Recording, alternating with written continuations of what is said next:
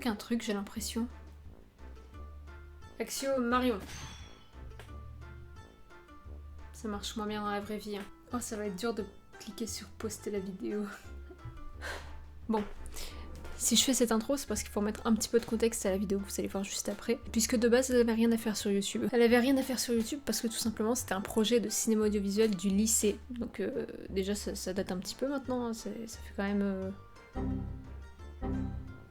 Ça fait 5 ans. Ça fait 5 ans que j'ai cette vidéo dans mon PC et que je la vois assez souvent. Et je la vois, je me dis, oh, c'était drôle. Mais pourquoi on le met pas sur YouTube? C'était quelque chose qui était super drôle à tourner, parce qu'on avait fait les scénarios, on avait fait une histoire que c'était n'importe quoi. Est-ce que j'en suis fière? Non. Alors, c'est hyper pixelisé.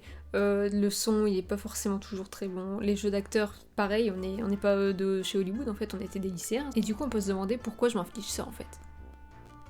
C'est vrai ça. Après on va pas se mentir, on sait très bien que ça va pas faire plein de vues, peut-être 100 maximum. Par contre, plus jamais on poste quoi que ce soit sur TikTok. On a été trop choqués la dernière fois. On a quand même réussi à faire 10 000 vues, un peu plus maintenant, un tout petit peu plus, hein, avec une vidéo de Marion qui rote.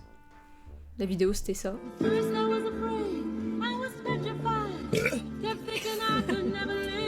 tout gâché! Bon bref, du coup, cette vidéo elle est très cringe. Et c'est horrible de poster ça. Sinon, gros big up à Sephora, Justine, Elliot et Lucas qui nous ont permis de publier cette vidéo-là. Sur leurs autorisations, elle n'a jamais publié sur YouTube. Et Marion, bah... elle est même pas au courant. Bon visionnage. Bonjour à toutes et à tous et bienvenue dans notre émission consacrée à Marla Tyler. À seulement 20 ans, Marla Tyler a écrit une dizaine de livres qui ont chacun rencontré un succès phénoménal. L'un d'entre eux a même été adapté au cinéma. Elle est l'auteure la plus populaire auprès des jeunes entre 14 et 18 ans. Ce reportage a été réalisé en collaboration avec la maison d'édition Le Queue. Bonjour Marla, comment allez-vous? Bonjour, je vais bien, merci. Vous n'avez que 20 ans et pourtant vous connaissez un succès incroyable grâce à vos livres. Où trouvez-vous l'inspiration pour écrire et surtout comment avez-vous commencé à écrire? J'ai commencé à écrire quand j'avais environ 6 ans. Je suis rentrée dans un orphelinat suite à la mort de mes parents. Ils sont décédés dans un accident de voiture. Et à partir de cet âge-là, j'ai commencé à écrire des livres le soir, avant de m'endormir.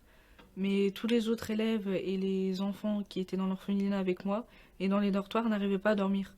Donc parfois, je me mettais à l'écart en attendant qu'ils s'endorment. Et quand ils n'y arrivaient pas, je leur racontais les histoires que j'écrivais.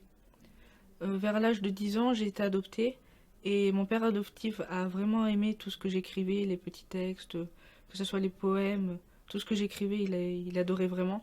Donc il m'a offert une machine à écrire pour mon anniversaire. Joyeux anniversaire, joyeux anniversaire, joyeux anniversaire Marla, joyeux anniversaire. Allez, ferme tes yeux.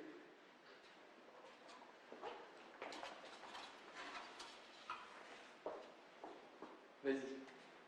Waouh!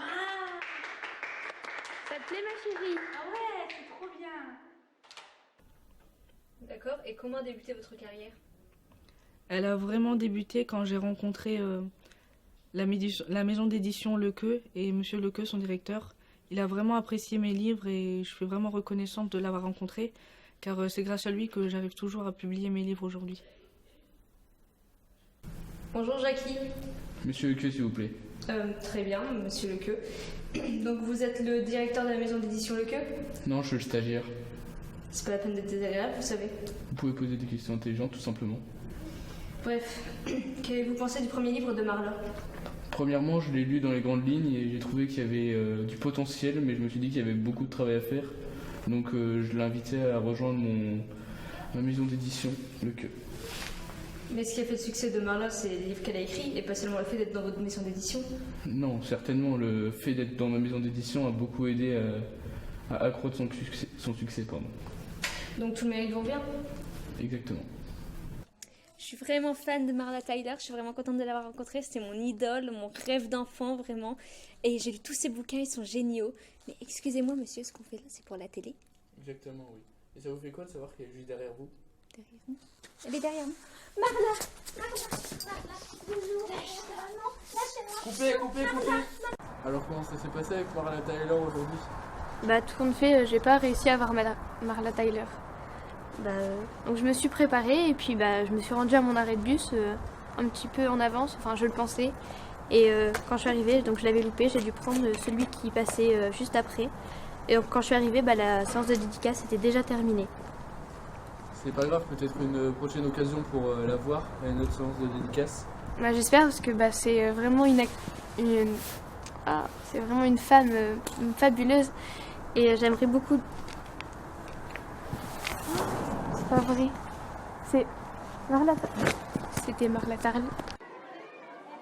Le livre de Marla Tyler est sorti il y a maintenant 1 mois et son succès n'a pas cessé de s'accroître. Aujourd'hui, vendu à plus de 2 milliards d'exemplaires, il est considéré comme le livre le plus vendu de tous les temps. Marla Tyler doit-elle le succès de son nouveau livre à Monsieur Lequeux? Changera-t-elle un jour de maison d'édition?